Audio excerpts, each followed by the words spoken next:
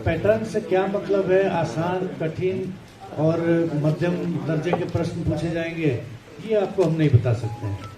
पहले आप एक चीज़ समझ लीजिए, और स्टूडेंट्स को भी ये समझना चाहिए।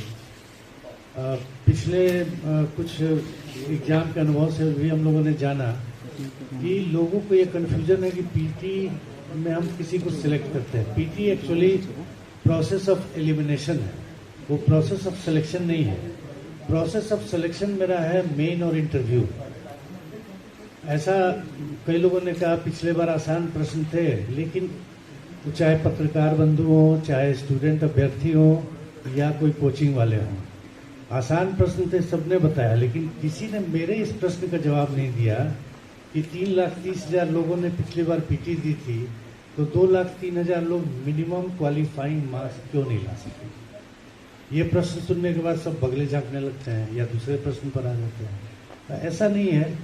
आसान, कठिन और ये आप पहले ये समझ लीजिए, हमारा प्रोसेस ऑफ सिलेक्शन जो है वो मुख्य परीक्षा और इंटरव्यू है।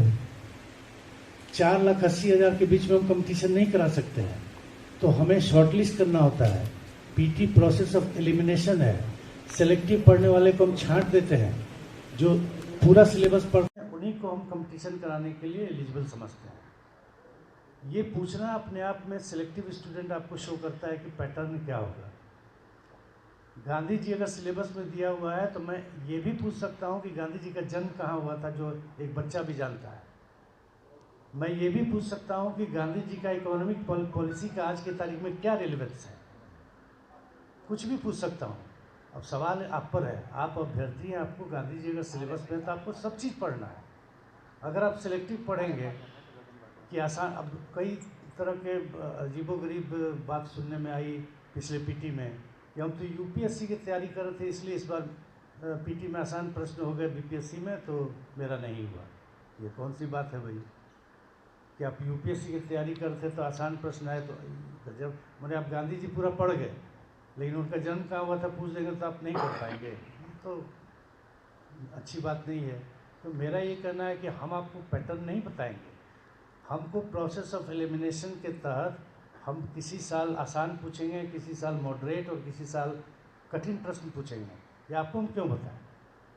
हमको तो एलिमिनेट करना है। ये 4,80,000 को शॉर्ट लिस्ट करना है, उसको 13,000 पर लाना है। अभी 1298 यानी 1,300 सीट है, तो हमको 1,300 लेना है पीटी, 13,000 लेना है पीटी में।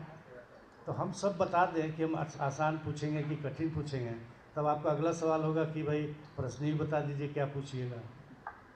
तो ये तो हमारी क्या स्ट्रैटेजी हो, आपको हम क्यों बताएं?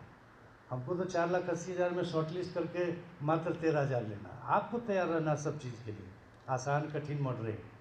सेलेक्टिव पढ़ रहे हैं तो फिर आप वो यूनिवर्सिटी एग्जाम में गेस्ट पेपर जैसे चलता था कि 15 क्वेश्चन पढ़ लिए तो 5 गो तो ये कंपटीशन है। यहाँ ये सोचिए, बिहार के हर कॉलेज के टॉपर भी अगर आ जाएंगे तो 14,000 पुर जाएगा। तो आप समझ लीजिए कि अगर आप सेलेक्टिव पढ़ के कहाँ जाइएगा। हर कॉलेज का टॉपर, कितने कॉलेज होंगे बिहार में? 20,000 25,000 तो होंगे ही। हर कॉलेज का टॉपर अगर आ गया तो फिर आपका तो कोई मतलब चांस ही नहीं बचेगा।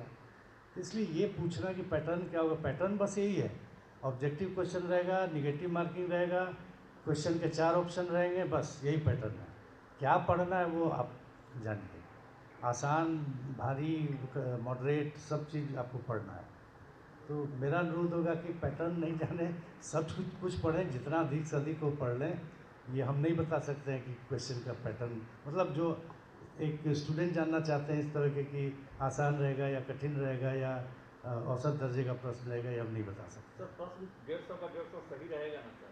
बिल्कुल क्योंकि हमेशा देखते हैं ये एक ही गलत रहता है। नहीं। ये तो देखिए एक्चुअली क्या होता है ना, हम लोग यहाँ मॉडरेशन नहीं होता, हम लोग प्रश्न देखते नहीं हैं।